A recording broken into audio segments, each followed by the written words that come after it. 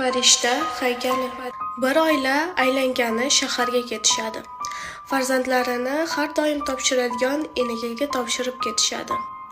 Enaga uyga kirganda farzandlar uxlab yotgan bo'ladi. Ularga faqat xavfsizligiga qarab turish kerak bo'ladi. Ozgina vaqtdan keyin enaga zerikadi va televizor ko'rmoqchi bo'ladi.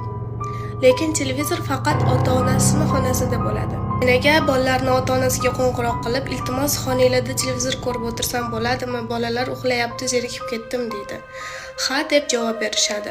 Shunda enaga yana, "Iltimos, xonadagi farishtani haykalini berkitib qo'ysam bo'ladimi? Ustiga nimadir yopib qo'ysam bo'ladimi?